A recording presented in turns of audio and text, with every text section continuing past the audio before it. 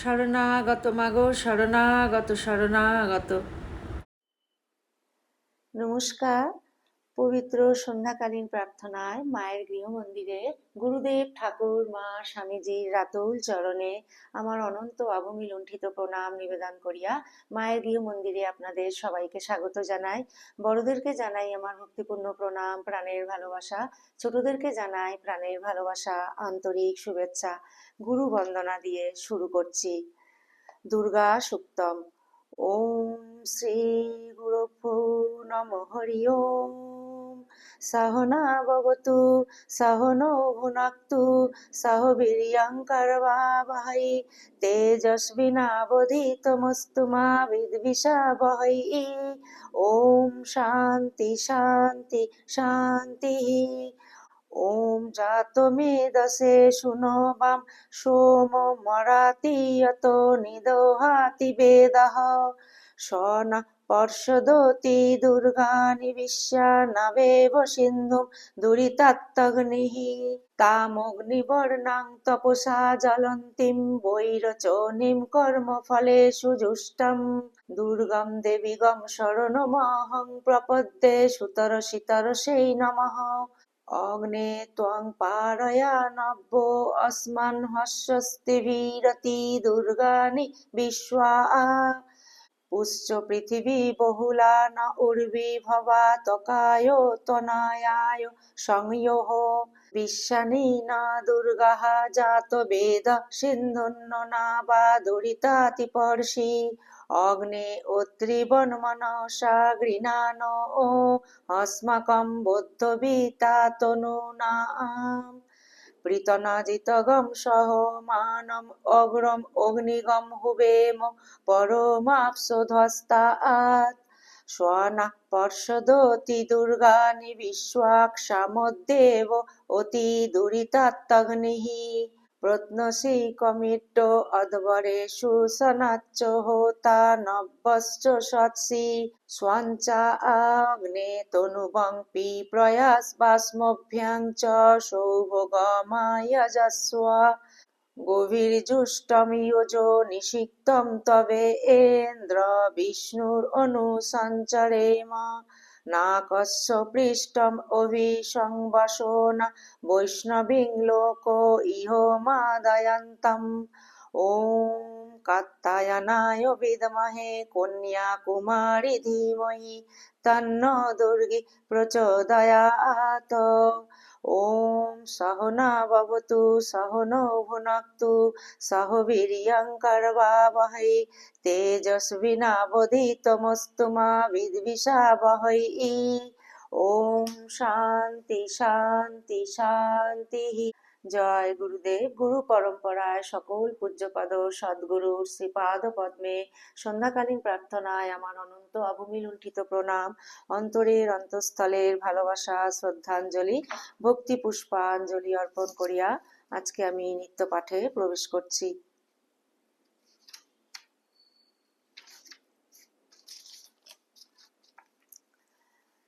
সন্ধ্যাকালীন প্রার্থনায় করুণা রূপিণী জননী শ্রী সারদা দেবী পরম পূজ্যপাদ শ্রীমৎ স্বামী ধর্মদানন্দজি মহারাজ রচিত এই পরম গ্রন্থখানি থেকে আমি ছোট্ট একটু অংশ মায়ের পাঠ করব।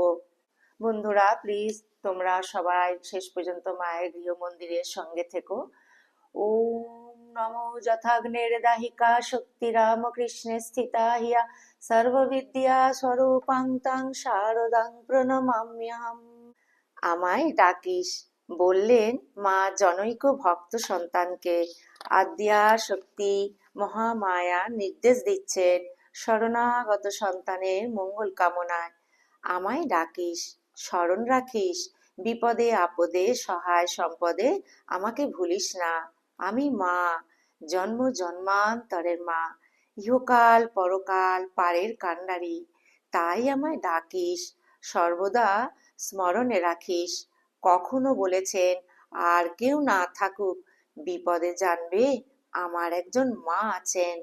তার শান্ত সুন্দর কোমল মুখশ্রী সন্তানের মানসপটে ভেসে উঠবে এই ভেবে আমার একজন মা আছেন, যিনি বিপত্তারিণী অভয়দায়িনী।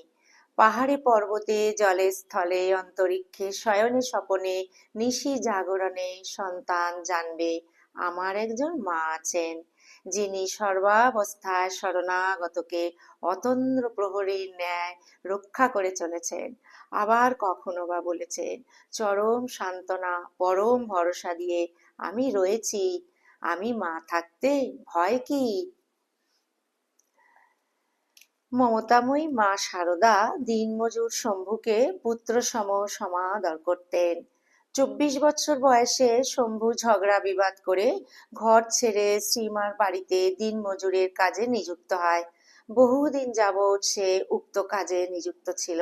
শম্ভু ঘর্মাক্ত কলবরে পিপাসার্ত হয়ে মা জল দাও বলে ডাকলে মা দ্রুত জল এবং গুড় এগিয়ে দিয়ে তার সেবা করতেন। এমনকি প্রয়োজনে নিজ হাতে পাখার বাতাস করে তার ক্লান্তি দূর করতেন। রাতে বন্ধুদের সঙ্গে গল্পগুজব করে দেরিতে ভয়ে ভয়ে বাড়িতে আসতো। মা কিন্তু অভয় দিয়ে বলতেন, শম্ভু এসেছো বাবা, তাড়াতাড়ি খাওয়া দাওয়া সেরে নাও। সুদূর গ্রামের অজ্ঞাত অখ্যাত মৃৎশিল্পী কুঞ্জ মিস্ত্রিকে মা কাকা সম্বোধনে বহুবার আদর আপ্যায়ন করেছেন। আতিথেয়তা এবং বড়দের প্রতি সম্মান প্রদর্শনে তাঁর তুলনা নাই। যার যা সম্মান তাকে তা করেন দান। রসিক দক্ষিণেশ্বর মন্দিরের কর্মচারী, ম্যাথর কিন্তু ভক্তিমান। তার কাজ মন্দিরের আবর্জনা পরিষ্কার করা। রসিকের জীবনে শ্রীরামকৃষ্ণের কৃপা লাভের সৌভাগ্যে শ্রীমার অবদান অনস্বীকার্য। মার মাধ্যমেই রসিকের মনোবাসনা পূর্ণ হয়। রসিকের দৃঢ় বিশ্বাস শ্রীরামকৃষ্ণ ভগবান, তাঁর কৃপা দৃষ্টিতে মানব জীবন ধন্য হয়ে যায়। রসিকের অন্তরের তীব্র আকাঙ্ক্ষা যে সে ঠাকুরের কৃপা লাভ করে, কিন্তু শ্রী প্রভুকে সে কথা বলার দুঃসাহস তার ছিল না, কারণ সে গরিব। তাই আবার ম্যাথর, নিচু জাত, সভ্য সমাজের অপাংক্তেয়, তার পক্ষে কি এটা বলা সম্ভব? তাই দিন রাত এই চিন্তায় সে বিভোর। কত মানুষ আসছে যাচ্ছে, আর পরম দয়াল শ্রী রামকৃষ্ণের কৃপা বাড়িতে শুচিস্নাত হয়ে মানব জীবন সার্থক করছে। কিন্তু রসিকের এমনই মন্দ ভাগ্য যে সে এত কাছে থেকেও তাঁর কৃপা প্রসাদ থেকে বঞ্চিত। এই অন্তর্জালায় সে নিরন্তর জ্বলছে। অনন্তর ঠাকুরের সান্নিধ্য লাভের আশায় সে নহবতের সামনে দিয়ে যাতায়াত শুরু করে এবং মার দৃষ্টি আকর্ষণ পূর্বক তাঁর শরণাপন্ন হয়ে অন্তরের প্রার্থনা নিবেদন করে। সে আবেগ জড়িত কণ্ঠে মাকে বলে, মা, বাবার দয়া হলে নাকি ঈশ্বরের দর্শন পাওয়া যায়। অধমের উপর যদি দেবতার একটুখানি দয়া হয় মা, আপনাদের চরণ তলেই তো পড়ে আছি। মা সব শুনে অধম সন্তানের আকুল আবেদনে অধীর হয়ে বললেন, আচ্ছা বাবা, আমি বলবো।